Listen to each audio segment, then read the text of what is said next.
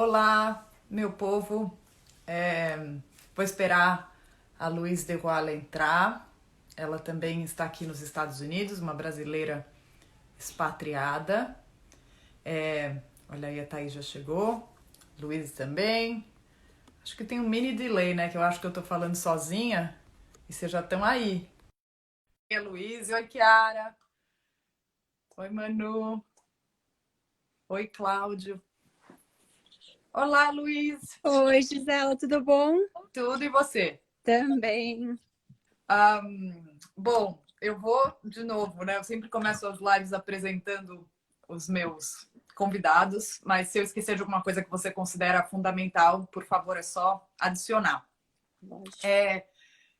Primeiro, obrigada por ter topado fazer uma live com uma pessoa que você nem conhece, Obrigada de me convidar, achei o máximo. mas eu já sou a sua fã. Depois, se der tempo, eu vou até contar a história de como eu te conheci.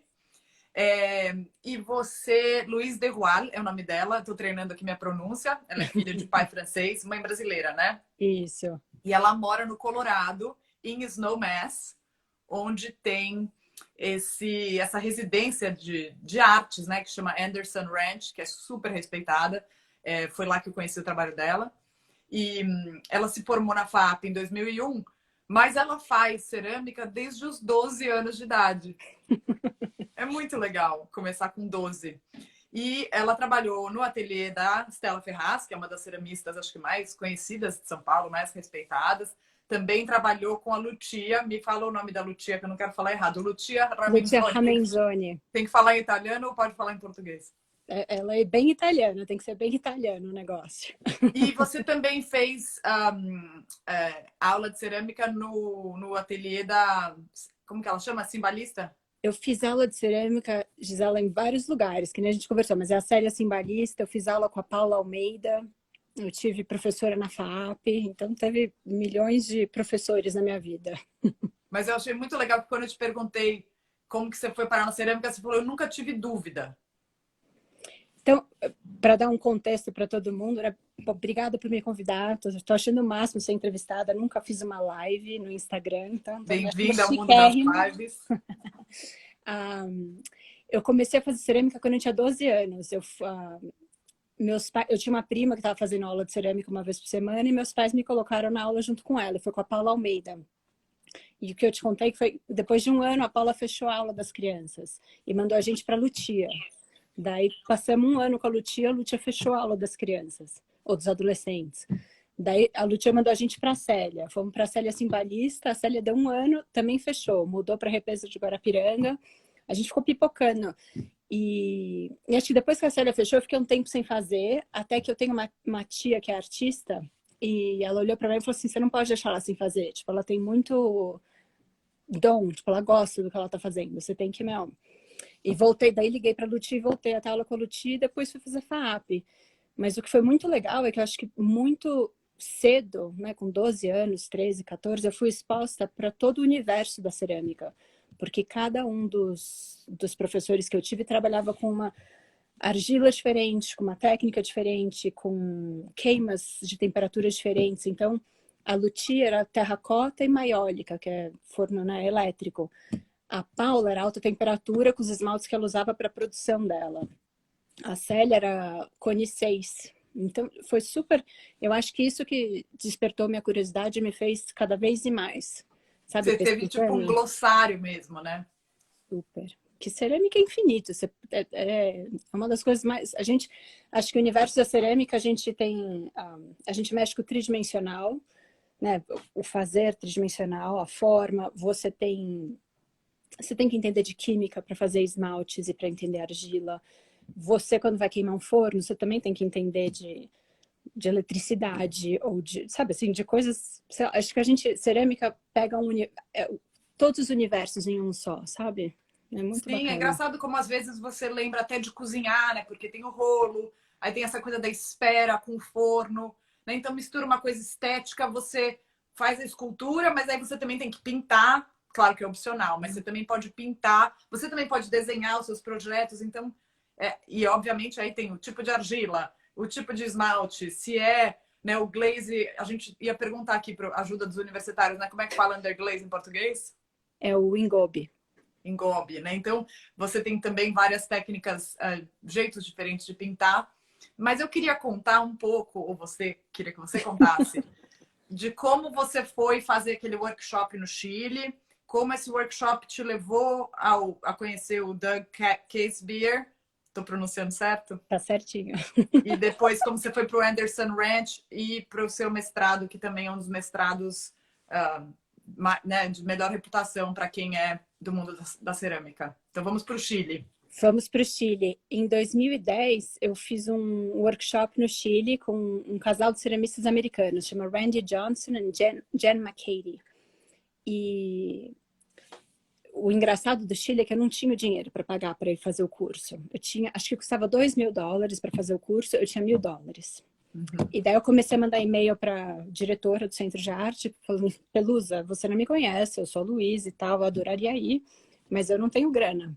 Eu quero, né, eu posso fazer qualquer coisa, eu posso trabalhar na cozinha, posso fazer o que você quiser. Lavar o chão. Ela, não posso, não dá, tá no começo, não tem dinheiro. E eu fiquei mandando e-mails, e chegou acho que 2 meses antes do curso, ela me mandou um e-mail e falou: você ainda tá interessada? E ela me bancou, então paguei metade do curso e fui. E quando eu fiz o curso lá, o Doug Casebeer era um dos visiting artists que estava lá. Uhum. E o Doug era diretor da parte de cerâmica do Anderson Ranch até 1 ano e meio atrás, Uhum. 1 ano atrás. E, enfim, tô lá no curso e ele chegou para mim e falou assim: você já ouviu falar do Anderson Ranch? Eu falei: olha, eu já ouvi falar, mas nunca fui. Ele falou assim: vem trabalhar comigo, vem no verão, vem ser minha intern. E intern é o assistente. É o estagiário, né? É o estagiário não pago aqui do rancho. E que no verão é o que faz o rancho, todos os ateliês do Anderson Ranch funcionarem. Né? A vida, é o motor. Vamos fazer um parênteses, só para descrever visualmente como é o Anderson Ranch. Conta, que eu visitei, eu fiquei muito impressionada, só para as pessoas entenderem o cenário. O rancho é um centro de arte em Snowmass Village, no Colorado, que é bem no topo da montanha. E no inverno é uma estação de esqui. E as construções aqui é como se fosse um quebra-cabeça de construções. Então são cabanas feitas com com os troncos de árvore, bem coisa de filme, sabe? O log cabin. E que são transportadas. Então tinha um rancho fechando que vendeu para construir casa, levanta essa casinha, né, de madeira e traz para cá. Eles transportam casas. E no meio do caminho então tem uma cabaninha aqui, outra aqui, daí no meio do caminho eles constroem sabe assim, a extensão dos ateliês. Então é um lugar muito orgânico. Eu acho super bacana, porque não foi que foi pensado, projetado. O rancho tem 52 anos que está funcionando e cada ano uma coisinha foi, sabe, adicionada, construída. Então é aos pouquinhos, mas é um lugar que a arquitetura é única, eu diria. E quem começou o Anderson Ranch foi um ceramista que chama Paul Soldner.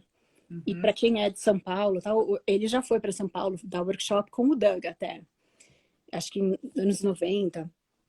E o Paul Soldner construía muito com cimento. Então, várias das construções do ateliê de cerâmica, principalmente, são blocos de cimento que eles construíram. Aqui é muito você faz, né? Do it yourself. Uhum. Você não chama a gente para vir construir, você mesmo que constrói. E eles embedded no cimento. Eles colocaram dentro desse cimento várias peças de cerâmica. Incorporaram. Então, as paredes têm pratos, têm pedaços, têm cacos de trabalho de todo mundo. É super legal. Então, volta, desculpa esse parênteses, mas é só para a pessoa entender. Você foi fazer, então, um estágio nesse lugar maravilhoso, no meio da montanha, cercada por ursos e pinheiros. Exato, vários ursos. Eu nem acreditava que tinha urso. Quando eu vim para cá a primeira vez em 2010, meu pai falava: cuidado com os ursos. Eu falei: você tá louco? Você acha que tem urso? Eu cheguei aqui, a primeira coisa que tinha era aviso: os ursos acordaram, não pode deixar comida do lado de fora. É outro mundo, é muito diferente de São Paulo, né, onde eu cresci. Uhum. Mas eu vim trabalhar aqui, então, no verão de 2010, por 3 meses, que era o que eu tinha permitia.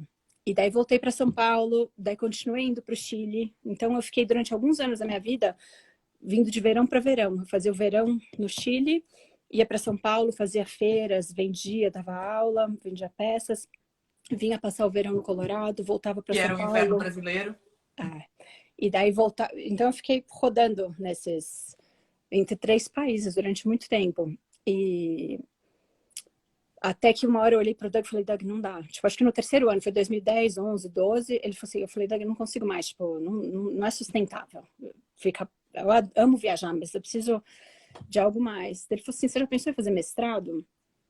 Daí eu parei para pensar, vim que tem uma conferência aqui nos Estados Unidos, chama NCICA, que muita gente, até internacional do Brasil, vem. E ele falou, eu te dou o passe para você ir para NCICA. Então, eu voei de São Paulo, era no Texas, acho que era em Houston. Assim, para 5 dias, eu nunca fiz uma viagem tão curta na minha vida, eu me sentia uma executiva, sabe? Sei. Vim Bate pro e volta ali NCICA, em outro estado. e eles têm uma área com todas as escolas e universidades, e conversei com todo mundo, até descobrir que escola que eu gostaria de aplicar. E esse foi um ano que eu vim e fiquei 1 ano trabalhando no rancho como assistente. E o Doug foi meu mentor, então ele sentava comigo uma vez por semana para discutir, porque eu nunca escrevi sobre o meu trabalho. Então, de repente, você tem que escrever em outra língua, pensar o significado do que você faz, por que você faz. Conceitos por trás, né? E para alguém, eu nunca tinha feito isso na vida, então foi difícil. Mas ele me ajudou, então eu fiquei aqui de maio de 2013 até maio de 2014, e eu entrei na faculdade do Nebraska. Eu fui para a Universidade do Nebraska em Lincoln. Que é super respeitada. Como chama a faculdade? Aqui chama UNL, University of Nebraska in Lincoln. E é uma das top 10 em cerâmica do mestrado. É super, incrível. Foi incrível. E você teve um Fulbright, né? Que é uma bolsa integral, né? Eu tive. Eles me deram uma scholarship que pagava tudo e eu ainda era paga. Eu tinha que trabalhar 20 horas por semana para o departamento, e que não é nada, 20 horas por semana. Quem trabalha no rancho durante um verão, 20 horas por semana... 20 horas por dia quase, né? Fichinha. O rancho a gente trabalha super. Então, eu tinha que fazer esmaltes e ajudar os undergrads. Eu tinha que dar aula para os undergrads de iniciante, fazer os esmaltes, ajudar eles a fazer esmaltes. E foi super... Essa parte foi tranquila. Eu fui super... Acho que privilegiada de ter tido essa oportunidade. É um privilégio, é um luxo. A gente falou disso, né? Como, na verdade, o maior luxo para um artista é ter tempo e espaço para fazer seu trabalho. Eu queria até que a gente fizesse, antes de você contar o fim da história de como você foi para aí, desculpa ficar te fazendo parênteses. Imagina! Mas só para quem está vendo, ver o seu trabalho, faz aquele tour maravilhoso no seu ateliê. Eu tô aqui no ateliê, eu vou mudar a câmera, peraí. Bom, que nem é a coisa mais maravilhosa, né? Mas eu tô no rancho, meu ateliê é aqui. Eu vou dar um close para vocês verem. Então, essa é uma das peças. Deixa eu tirar os comentários para aparecer melhor, peraí. Daí dá para ver que elas não se encontram, não são conectadas. E ela tem esse glaze que forma um craquelê meio como se fosse uma terra seca, né? Eu não sei se dá para ver muito bem com essa câmera, mas é azul e branco, né? E eu uso argila terracota, essa argila vermelha. E o azul é o esmalte que eu passo primeiro na peça. E depois eu ponho um slip, né? Um engobe por cima e esmalte. E eu tenho vários tipos de engobes e esmaltes diferentes, com várias, como é que fala? Consistências. E ela tem essa forma meio de uma cabaça, né?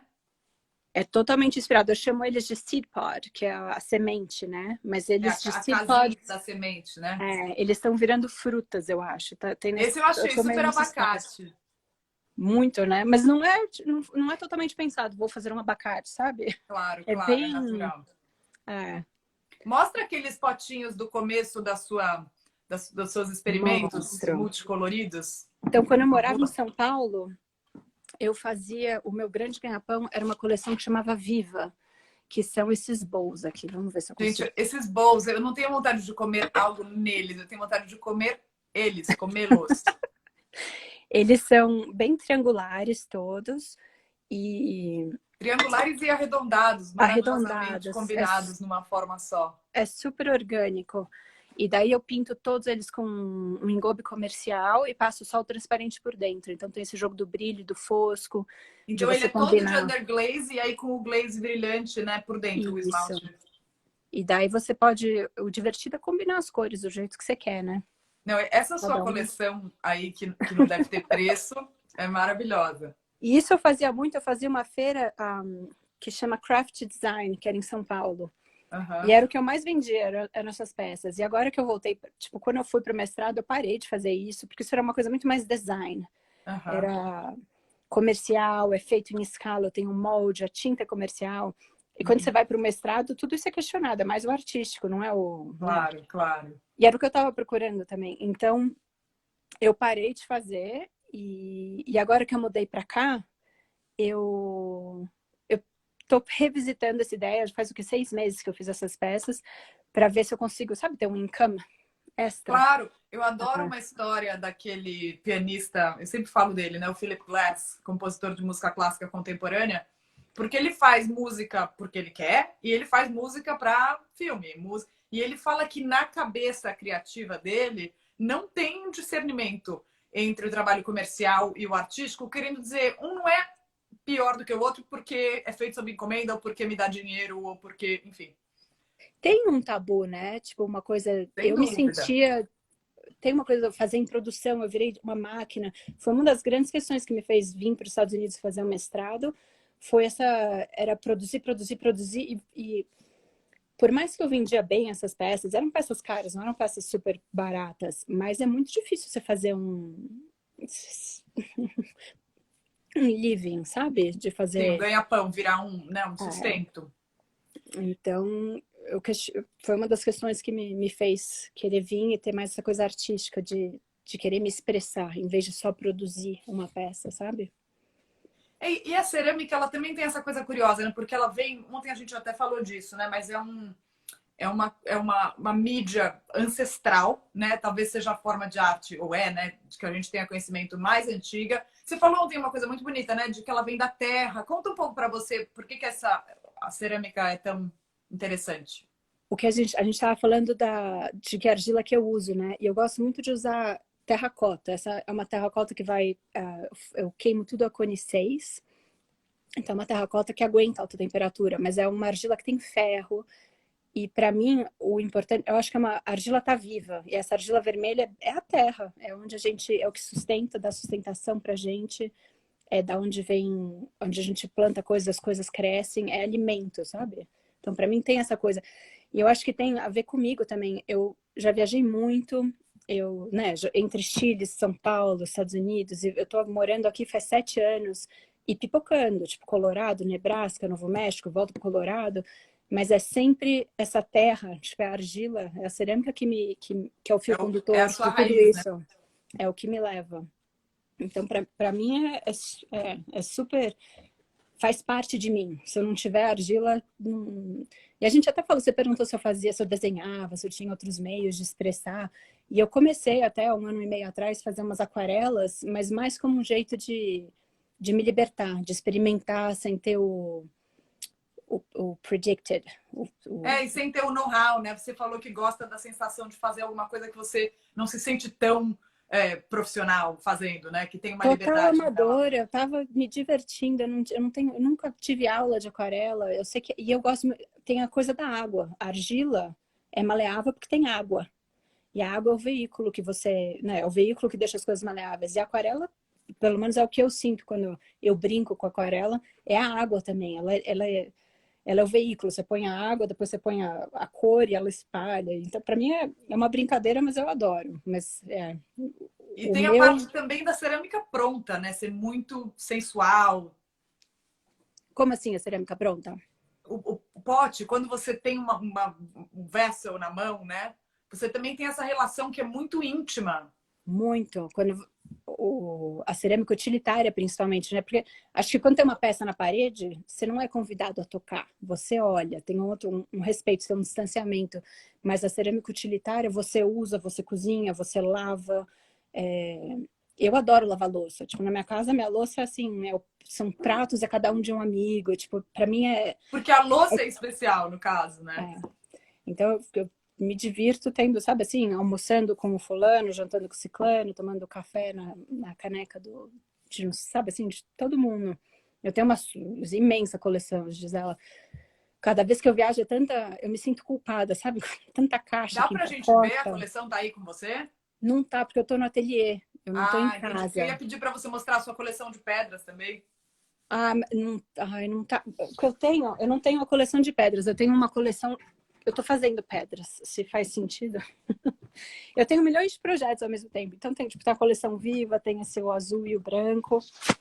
E o que eu tô fazendo já faz um tempo, eu tenho coletado Ai, que maravilha. o resto do processo. Então, quando tipo, eu faço pratos ou canecas, quando você faz o acabamento no torno, é o trimming, que São chama os em inglês. vestígios, né? O resíduo do que ficou. É a marca do processo, eu acho. E eu tenho feito vários, eu tenho guardado, já faz um tempo que eu vou coletar, eu sou uma colecionadora, eu acho, eu vou coletando todos eles. Esses eu queimei num forno a lenha. E isso nada mais é que um pedaço de argila, tipo, arrancado, sabe? É o gesto da Ah, mão. eu adorei essa coleção. E daí agora aqui eu tô fazendo essas... Eu tinha um bloco de argila que tava super seco, eu fui quebrar para reciclar. E de repente começou, sabe, umas Parece formas uma ponta de lindas. lança. Tem uma coisa geológica aqui que é incrível, sabe? Eu não sei se dá para ver Incrível. super, Tá dando bem para ver. mas eu tenho guardado. Eu ainda não sei quando eu sou muito intuitiva no meu processo. Eu vou guardando, guardando, e eu tô tentando digerir e ver o que eu vou fazer com isso. E uma das ideias, isso é bem novidade, mas eu quero fazer esses, tipo, uns pedestais, umas caixas. E essa superfície aqui que tá super borbulhando, ela é uma argila de baixa temperatura que tem mica, mica, é mica, acho Maica, que em que português. parece um granito, né? Uma espécie de uma pedra Mica preta é transparente, né? aqui, ó. Tem essa argila com mica antes de queimar. Não sei se, vamos ver se eu consigo pôr na luz para vocês verem. Se dá Gente, para a ver gente uns tá no Colorado. Vocês brilhinhos. estão entendendo que essa luz é do Colorado? Esse brilho é a mica, o mica. E daí queimada em alta temperatura, a argila derrete e borbulha. Então eu tô tentando ver, tipo, criar uns pedestais e ver o que eu vou... Isso também é marca de processo, é a minha mão que agarrou a argila. Né? E mesmo esse contraste dos tipos de argila, né? Ah, Dos tons dos glazes. Tem um trabalho maravilhoso do Gabriel Orozco, que ele pega uma argila e ele aperta e ele abre. Aí fica é o exatamente o coração. coração, né? Esse trabalho dele é incrível. É o que eu sei. Para mim é super. Esse trabalho é muito legal. Conta agora como foi, então, do mestrado voltando para o Anderson Ranch. E aí depois eu vou querer saber como é que é o seu dia a dia aí no ranch. Então eu fiz o mestrado, foram 3 anos de mestrado no Nebraska. E foi bem intenso, fazer mestrado em artes aqui no estado, sabe, é outra língua, por mais que eu fale bem, não é a minha língua. E eu não sou uma pessoa que me expresso tão bem com palavras, né? Acho que tem um porquê de eu querer trabalhar com materiais artísticos. Mas, enfim, terminei o mestrado, eu fui fazer uma residência artística no Novo México, que chama Roswell Artists in Residence, que é uma cidadezinha pequenininha, de 50 mil habitantes, chama Roswell. Uhum. E tem muita gente até que conhece, porque Roswell foi, nos anos 50... O UFO, né? Chegou um disco voador, né? Foi onde o disco voador caiu. Então é conhecida, tipo, a Main Street, né, a rua principal da cidade, que atravessa, né, de norte a sul, é toda cheia, as lâmpadas, são lâmpadas assim que tem os olhinhos, sabe, do OVNI. Você viu algum alien lá? Olha, não cheguei a tanto, mas que tem um comércio ao redor, acho que em julho tem uma parada, tem a parada do UFO, tem um museu do UFO, Com que é um pedaços museu desses meio... OVNIs, né? É um museu de teoria da conspiração, porque eu não duvido que eles existam, mas também não sou daquelas que acredito, tipo... Uhum. Mas eu lembro que minha mãe veio me visitar e eu levei ela no museu, eu não tinha ido no museu, eu falei, vamos no museu do OVNI, do UFO. E ela entrou no museu, ela falou assim, filha, mas esse museu é muito pobrezinho, porque as paredes... É um museu privado, não é um museu do governo, né? Não tem ajuda do governo. Então as paredes são os cardboards, que tem É de furo. papelão quase, né? É Você dá um soco. papelão com furos que você vai encaixando. É tipo meio loja, sabe? É teoria da conspiração total. Então tem o recorte do jornal. Foi bem diferente morar lá. É uma cidadezinha super conservadora também. Eu adoro. Eu moro nos lugares que você nunca... Sabe, Lincoln, E, aliás, Roswell, Snowmass e Roswell e Snowmass estão nos espectros completamente diferentes, né, de população, quem mora lá. Roswell tem eu ia para o supermercado mais perto era o Walmart. Então eu ia para o Walmart fazer compras, 50% inglês, 50% espanhol, assim, e como a gente entende espanhol, para mim era super normal. Mas é estranho você estar nos Estados Unidos e você não ouvir inglês, né? Tipo, e era uma população muito pobre. E Snowmass é o contrário, é uma estação de esqui. Então é o oposto, sabe? Muito dinheiro, muita gente rica, né? Muita. E quem vem passar férias aqui tem grana, porque não é um lugar barato, né, de você chegar. Mas daí eu fiz essa residência lá por quase um ano. A residência era um ano, eu fiquei 9 meses por causa do visto. E é uma residência incrível. Quem quiser dar uma olhada,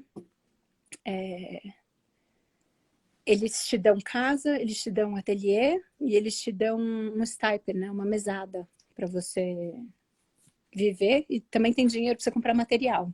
Então, assim, eles chamam The Gift of Time. Eles te dão o presente do tempo, que é para você criar sem estresse. O verdadeiro luxo.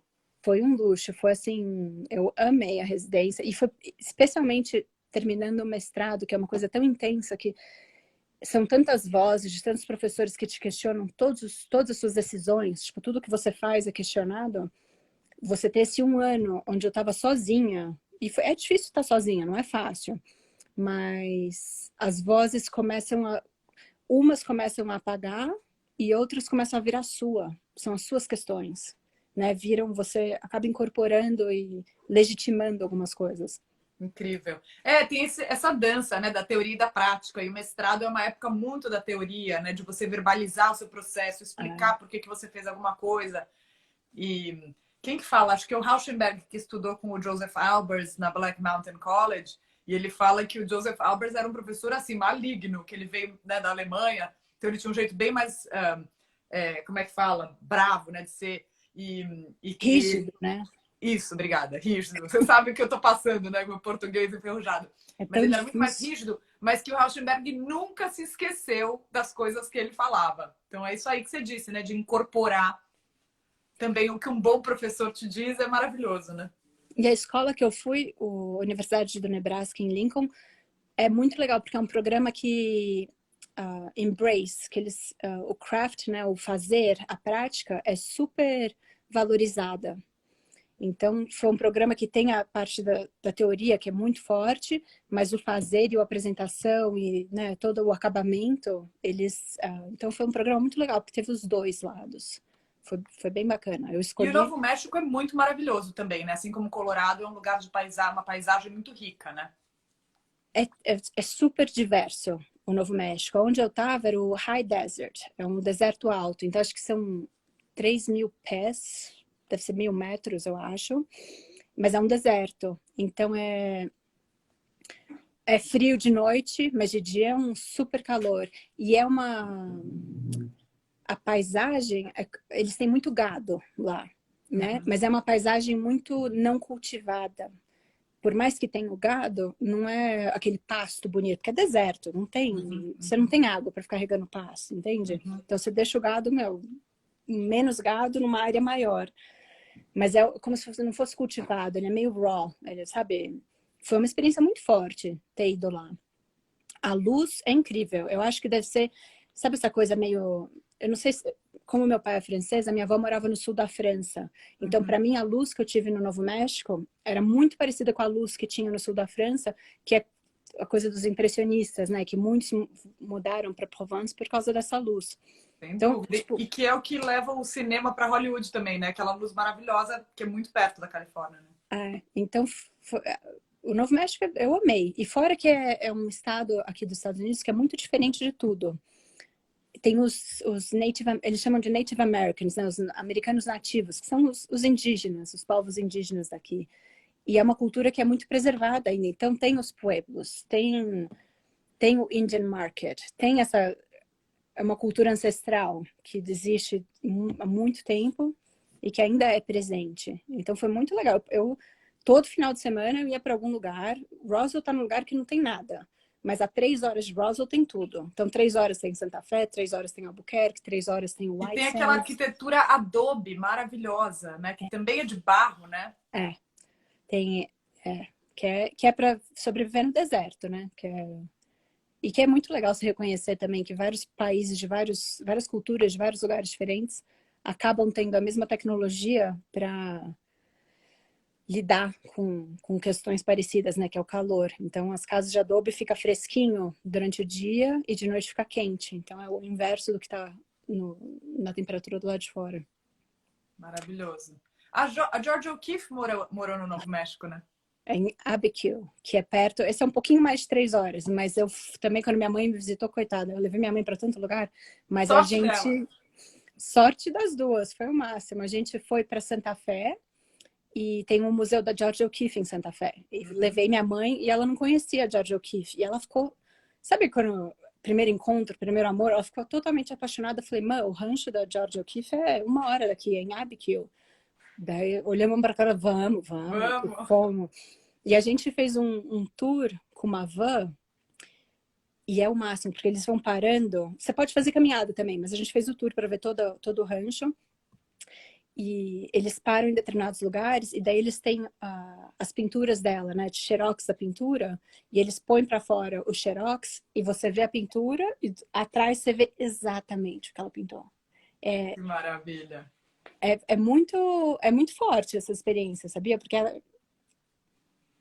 é a voz dela, mas é essa coisa da cor, da luz, que totalmente passa para pintura, sabe? Nossa, foi super legal. Eu adorei morar lá. Incrível. E tem um pouco essa coisa aqui, eu até acho que só percebi depois que eu vim morar aqui, né? Mas que tem uma.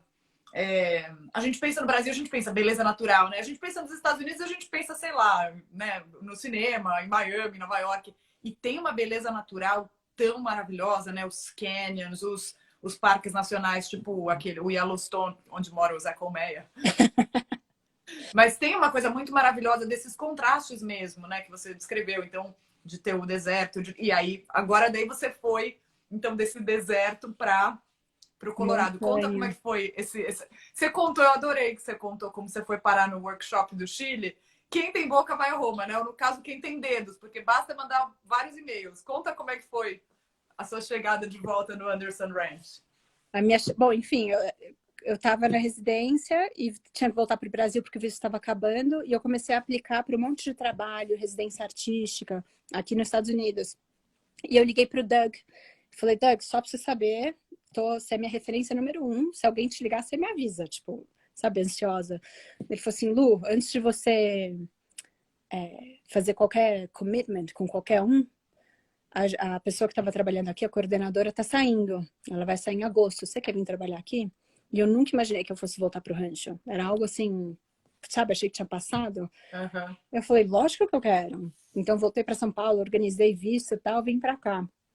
E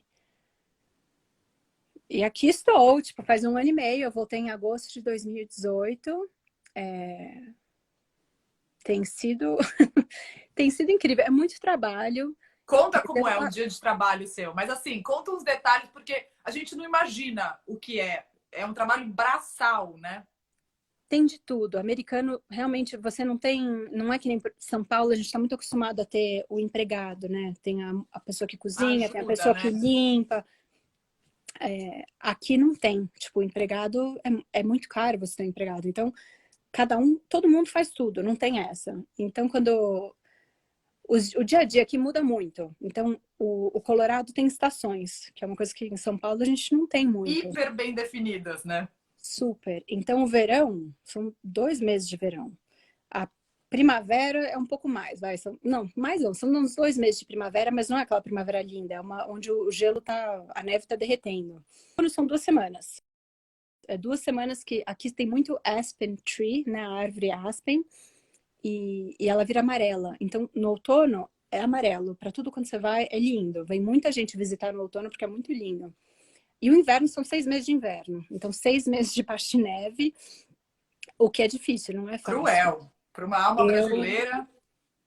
e eu não sou assim, eu nunca tinha esquiado. Eu esquiei uma vez, acho que foi em 2013, quando eu morei aqui o ano todo, e foi tão desastroso que eu nunca falei, não quero, tô fora, não é para mim. E, enfim, o inverno é difícil. Tipo, demora para adaptar e tem uma hora, chega janeiro, já deu e nem chegou no pior do inverno, porque o pior é fevereiro. Mas tem, então, como tem as estações muito definidas, o dia a dia em cada estação, o rancho também tem as estações do que acontece. O verão é a estação mais busy, né? Mais, que tem mais coisa acontecendo aqui. Então, No a gente ateliê, né? No espaço, na residência. no centro, é um centro de arte. Então, tem o Uhum. ateliê de cerâmica, tem ateliê de pintura, gravura, escultura em metal, movelaria, acho que é o ateliê de madeira, onde se Fazer faz móveis, é. móveis. Tem, que mais? Tem o Fab Lab, que é a parte de tecnologia, são as máquinas super. Tem a parte de criança, tem, né, o ateliê das crianças. Então, tem milhões de coisas acontecendo. E cada workshop, cada estúdio tem cursos. Então, a gente oferece, acho que cerâmica oferece uns 20 cursos por verão. Então, a gente tem 2 a 3 ateliês ao mesmo tempo acontecendo, 2 ou 3 professores. Cada curso tem de 10 a 14 alunos. Uhum. Então, como coordenadora, tipo, eu sou responsável pelos professores, busca no aeroporto, leva para onde eles vão ficar, encontro com os professores para fazer o layout do que vai ser a semana que eles vão estar aqui. Uhum. E às vezes é super fácil, mas ou às vezes é muito difícil, que eles falam, não sei o que eu vou fazer. Não, 9 da manhã a gente vai fazer uma demonstração, o que você vai demonstrar?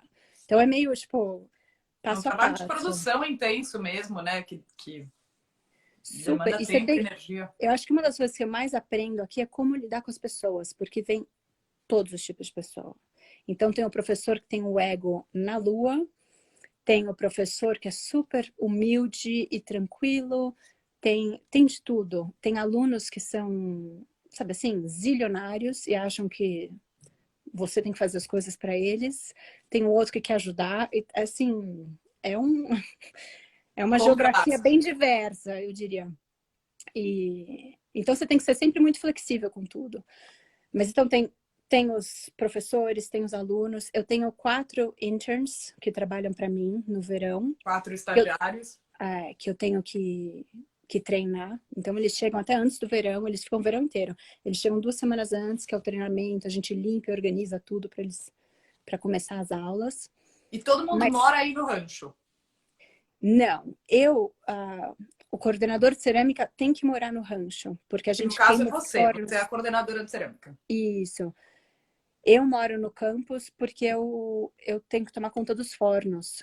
Então, os fornos a gás, a gente começa sempre, sei lá, 5 da tarde, 4 da tarde de um dia, faz uma. E é uma queima devagar. Então, você começa super devagar, queima a noite inteira, e daí no outro dia que você termina a queima. Então, tem que ter alguém que mora aqui que é responsável pela queima a gás. Os interns, a gente aluga um lugar onde todos eles, são 25 interns que vêm em cada verão para fazer a máquina funcionar. Porque não é brincadeira, é muita gente. No pico do verão tem 150 alunos aqui por dia. Então tem o Maravilha. café também, que é o refeitório, que tem o crew do café que faz as comidas maravilhosas. No meio de tudo isso tem assim, você entra no site andersonranch.org, Gente, entre no site, eu vou escrever aqui enquanto você vai contando. porque que eu ia falar? Tem, por exemplo, acho que foi em 2018, veio o Ai Weiwei fazer uma entrevista. Então eles trazem, tem de tudo, tem desde o craft, do fazer aqui no Do ateliê, mais artesanal.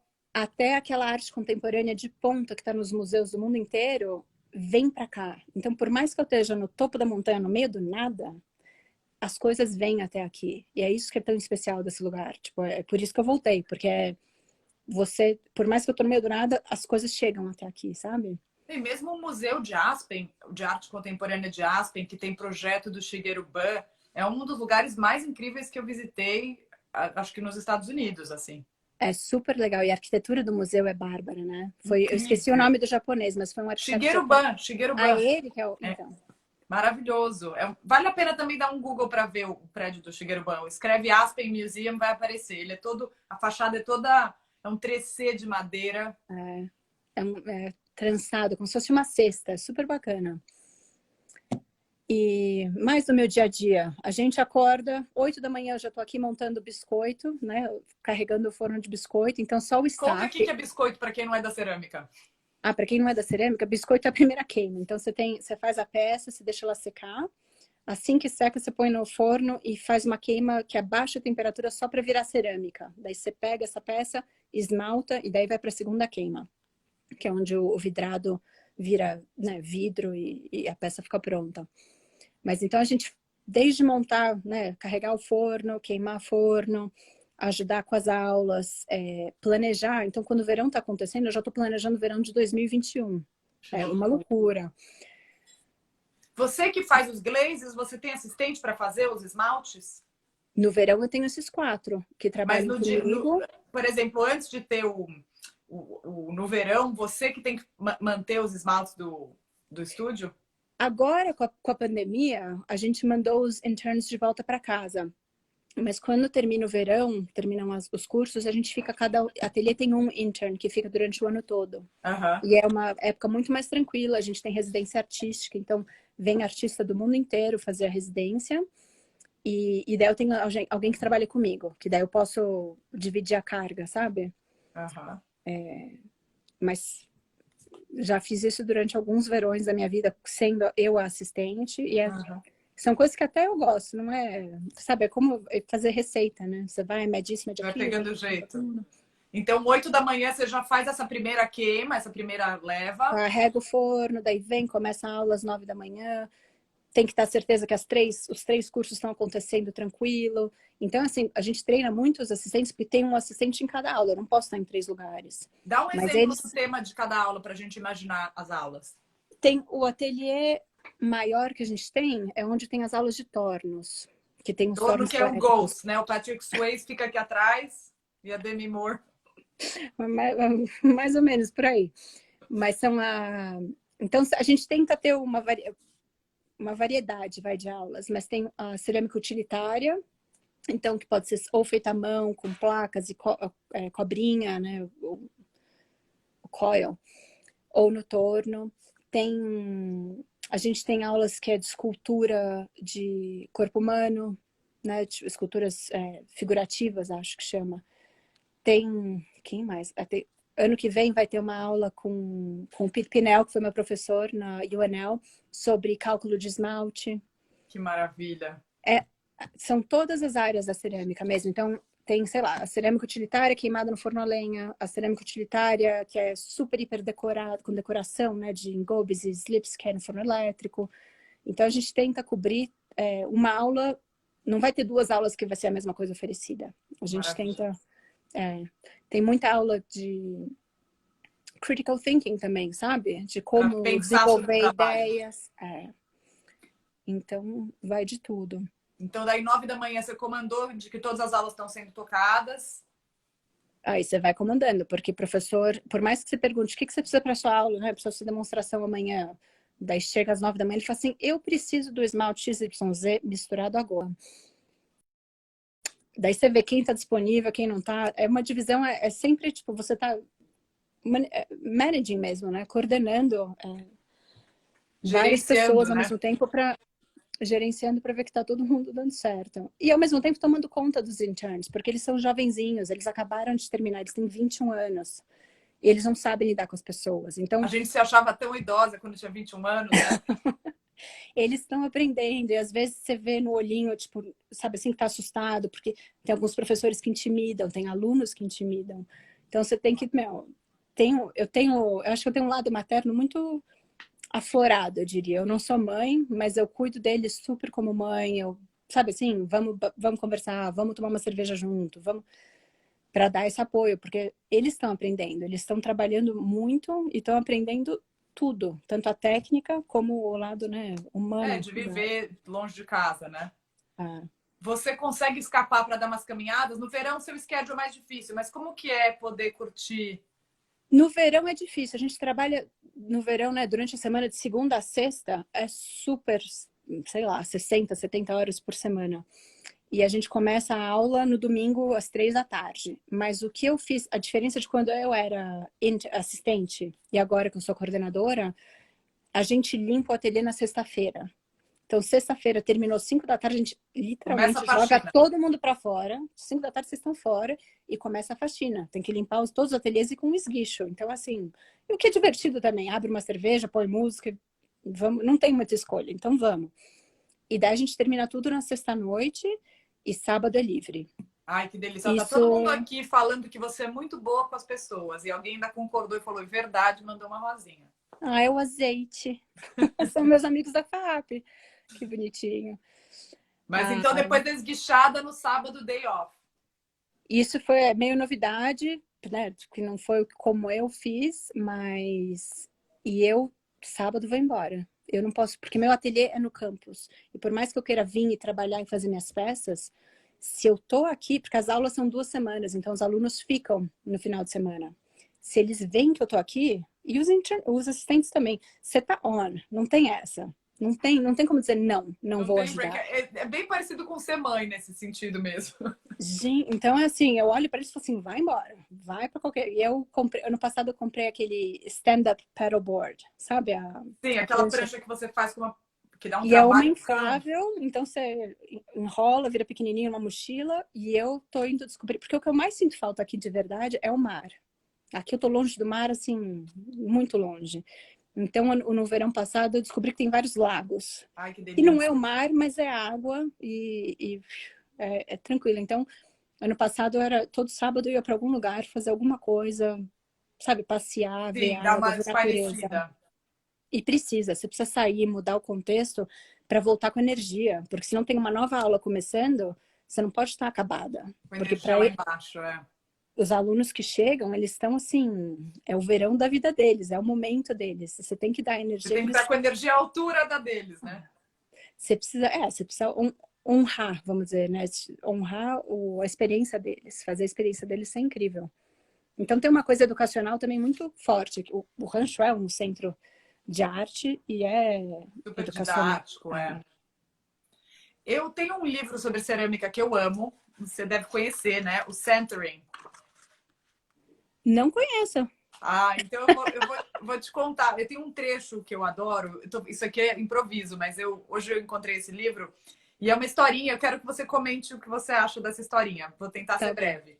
Mas é uma história antiga, chinesa, e tem um cavaleiro nobre passando na frente de um ateliê de cerâmica e ele vê um pote maravilhoso. Aí ele decide descer do cavalo e ele fala para a pessoa que fez o vaso, né? Como você fez um vaso de beleza tão convincente? Eu adoro Beleza esse convincente. convincente.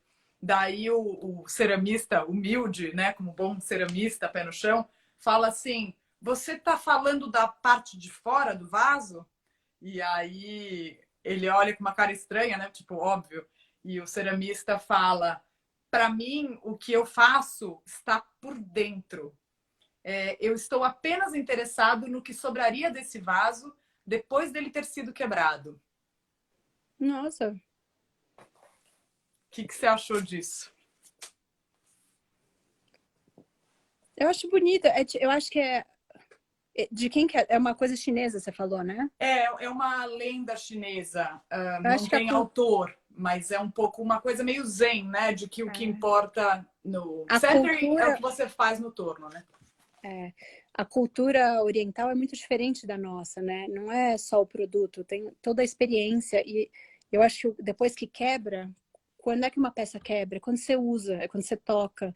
Então, acho que tem essa coisa, se quebrou, é porque alguma energia sua foi posta nessa peça, tem essa interação. Eu acho que é assim que eu vejo que você me contou, que acho que o importante é a ligação mesmo que você tem com a peça. Tem E gente... essa experiência do fazedor da peça com a peça, ela não deixa de existir depois que o vaso quebra também, né?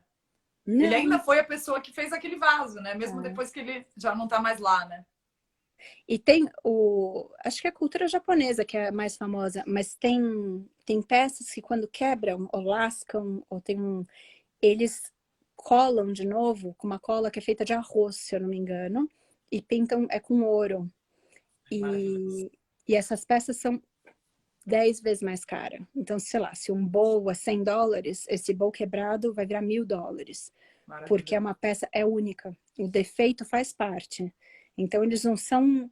Não é, por mais que as coisas orientais parecem extremamente perfeitas e redondinhas, tem a coisa da mão do artista, né? Tem o imperfeito, porque ninguém é perfeito, não tem. Claro. Eu acho que tem a coisa da religião budista e toda essa tradição deles que passa pro fazer artístico e da cerâmica.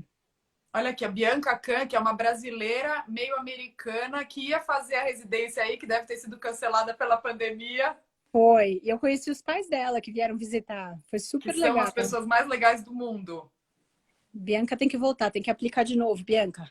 Tem que voltar. Mas também essa ideia do vaso que quebra, né? Tem, acho que é o Leonard Cohen que fala, né? Que é pela rachadura do vaso que entra a luz, né?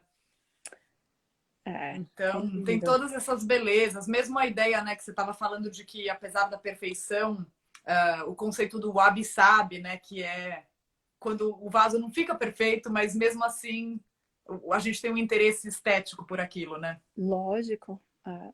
Né? De ver uma beleza meio que no defeito, né? Enfim, no que é considerado um erro. Tem um livro, é livro de criança, adolescente, chama... É alguma coisa do Shard, que é do Caco. Eu vou te mandar, você coloca Manda e depois eu no seu posto no Instagram. Stories. E é alguma coisa do pedaço de Shard, que é na Coreia, e é um menininho jovem que é contratado para levar o vaso do mestre dele até o imperador, para ver se o imperador vai fazer uma commission, né? Uma encomenda, o Uma trabalho de encomenda. encomenda. E daí, eu não vou contar o livro todo, mas tem várias aventuras no meio do caminho, e é lindo, porque em um dado momento a peça quebra, e é o valor do shard, né? Do caco, desse resto. Então, acho que você devia ler também, você vai adorar. É um livrinho, Vou ler você com lê numa certeza. sentada, numa Eu vou tarde você postar leu para e é todo uma mundo ler. delícia. É super legal. Olha, a Sandra está elogiando.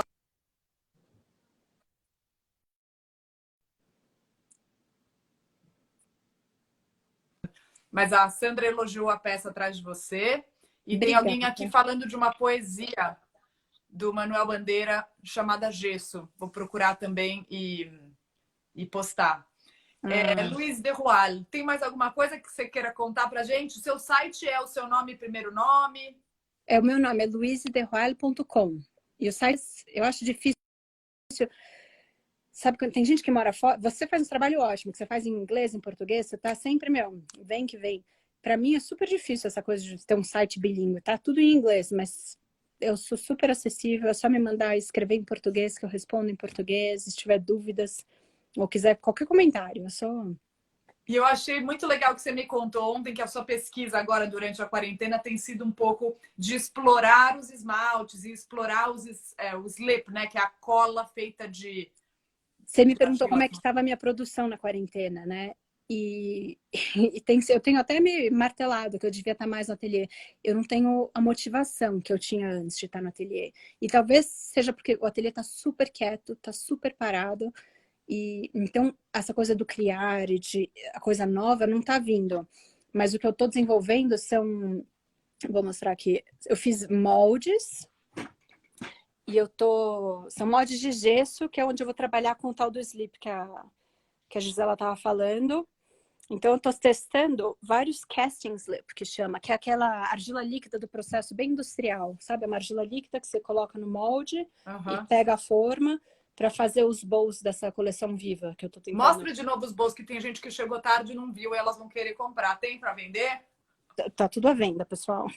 Eu quero um de cada cor. Olha esses bowls, que maravilha. Pega na mão de novo para a gente ver dentro e fora, porque é muito maravilhoso. Esse aqui é o mais fácil de pegar. Vou tirar os comentários só para a gente poder ver melhor. Ó. É demais. E esse contraste do fosco com o brilhante é muito, muito maravilhoso também. Incrível. Incrível. Que bom que você gosta. Muito bom. Luiz, foi um prazer te conhecer online. Eu, quando fui para Aspen, vou contar antes da gente ir embora como que eu conheci a Luiz, mas eu fui para Aspen, que o meu marido foi mostrar um filme que ele tinha feito, eu não conhecia Aspen. Primeiro que eu fiquei com com medo de altura, em Aspen, assim, não um medo real, mas assim, você vai subindo, subindo, subindo, você vai dirigindo. Quando você vê, você tá meio que no topo do mundo. Eu senti quase uma claustrofobia de altura. Eu falei, não, eu quero ir lá para baixo, lá no chão. E aí a gente foi conhecer o Anderson Ranch, que eu fiquei enlouquecida, né? Como a Luiz já descreveu, são essas casas que parecem chalés de madeira, né? Todos feitos com esse tronco da madeira. E aí fui conhecendo tal, e eu até postei no Instagram, que foi quando a Bianca me falou, eu tô indo fazer uma residência aí, não sei o que e tal. Aí eu fui na lojinha e tem cerâmicas maravilhosas à venda na lojinha. E eu comprei uma. Quando eu cheguei em casa, sei lá para onde eu tava indo, não era bem, acho que eu tava em Denver. Eu cheguei em Denver, eu fui ver o nome da ceramista, porque eu comprei sem saber. E mandei uma foto para Bianca e falei, Bianca, olha que máximo. Daí ela falou, então, essa menina é brasileira, ela que me entrevistou para a residência. Daí eu liguei na lojinha e falei, lembra que tinham 2 vasinhos? Eu quero os 2. Aí que mandei... demais, essa eu não sabia. Daí que eu comprei o par. Foi tudo... Quando a Bianca aplicou para a residência, então tem a residência artística, que é no outono e na primavera, né? São 10 semanas ou 5 semanas. E a gente entrevista quem é da nossa área. Então, eu tive que entrevistar. Mas eu, juro, a gafe, eu olhei todo o application, mas nem registrei que estava escrito que ela era do Brasil, porque ela coloca no application. E eu entrevistei com a Lia, que trabalha comigo, as duas. Eu terminei a entrevista e falei, Lia, ela tem um sotaque muito parecido com o meu. Será que ela é brasileira? Ela falou assim, olha o application. Eu falei, daí fui olhar o application, vi que era brasileira, daí eu escrevi um e-mail na hora. Eu falei, Bianca, eu não sabia que, tipo assim... 1 hora em inglês. Fala sério, mas foi super divertido. E é gostoso também, porque a Lia ia ter que ser em inglês, porque a Lia é americana. Mas foi engraçado. Maravilhoso. Luiz, muito obrigada. Você iluminou meu dia. Eu sou apaixonada por cerâmica. Poderia passar o dia inteiro falando disso. Adorei que a Bianca estava aí, a Sandra Jávera, que também é ceramista, a Cissa. A Cissa falou uma coisa super legal, de que na Cabala a energia vem de cima e quebra vasos sequencialmente. Depois, quem se interessar pela ideia, dê um Google aí, mas você vê que os cacos e a cerâmica quebrada é cheia de simbologias. A Cacau tá... A Lou é tudo. É gostoso ler. Eu aí, não tô acostumada a falar, olhar e ler tudo ao mesmo tempo. A Bianca falou, eu não queria admitir que eu já sabia que você era brasileira. Você vê que eu, às vezes, tem informação que passa reto, mas enfim. Muito obrigada, do fundo do coração. Obrigada a você, Gisela, adorei. Foi super legal a conversa. Muito obrigada. Espero que a gente se encontre em breve, aqui, aí, no Brasil ou no Chile, em algum lugar. Quando a pandemia passar, nos vemos. Um beijo a todos. Obrigada quem assistiu. Tchau. Tchau, obrigada.